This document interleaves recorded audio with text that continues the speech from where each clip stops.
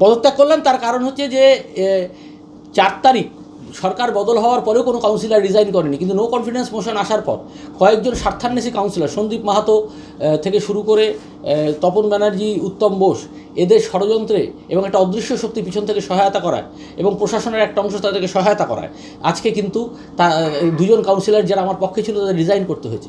কর্মচারীরা ভয়ের মধ্যে ছিলেন। 29শে জুলাই এখানে একটা আন্দোলন হয় ভারতীয় জনতা পার্টি, তারপর থেকে তারা বেশ ভীতির মধ্যে ছিল।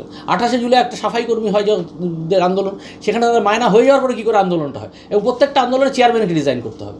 আমি তো 2022-এ ইলেকটেড ম্যান্ডেট নিয়েছি এবং 14ই নভেম্বর 2025-এ আমি কাউন্সিলরদের দ্বারা নির্বাচিত চেয়ারম্যান হয়েছি। তাহলে এই ষড়যন্ত্রটা হঠাৎ হলো কেন? তার কারণ কালীঘাট তৃণমূল নয়, যারা এই ষড়যন্ত্রে যারা করেছেন, যারা নো কনফিডেন্স এনেছেন, তারা ঠিকাদার প্রমোটার তৃণমূল। সন্দীপ মাহাতো, ধরম পাসওয়ান এরা জলপাইগুড়িকে কবজা করতে চাইছে, আর আমি তার বিরুদ্ধে রুখে দাঁড়িয়েছিলাম।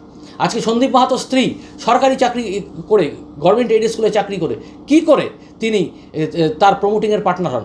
তিনি এখন বলে বেড়াচ্ছেন, সন্দীপবাবু আমি আমার বউকে তো লাস্ট 2 মাস হলো সরিয়ে দিয়েছি।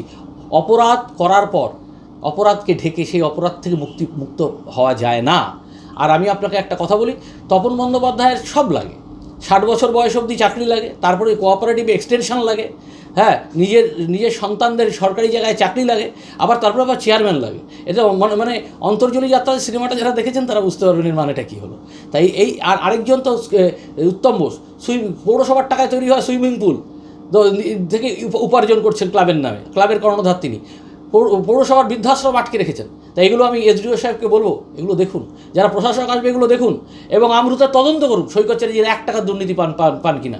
আপাসের তদন্ত করুন সৈকত চ্যাটার্জির 1 টাকার দুর্নীতি পান কিনা। কোনোদিনও বিদেশ যাত্রা করিনি, নিজের নামে কোনো সম্পত্তি বানায়নি, স্ত্রীর নামে কোনো সম্পত্তি বানায়নি, এবং কোনো ব্যাঙ্ক অ্যাকাউন্ট আমার মানি ট্রেল দেখাতে পারবেন না। তাই আমি বুক চিতিয়ে রেজিগনেশন লেটার লিখেছি। ঠিকাদার তৃণমূলের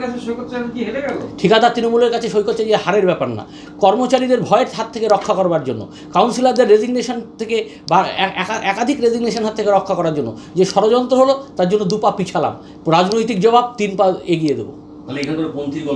কোনো পন্থীর গল্প, এরা ঠিকাদার প্রমোটার থেকে বলছে কালীঘাটপন্থী। এরা কিসের কালীঘাটপন্থী? কালীঘাটপন্থী হলে পিছনে অদৃশ্য শক্তি থাকে নাকি? যে মমতা বন্দ্যোপাধ্যায়ের লড়াই যার যে অদৃশ্য শক্তির সাথে। আমি ঋতব্রতপন্থী নই, আপনাকে অন ক্যামেরা বলবো।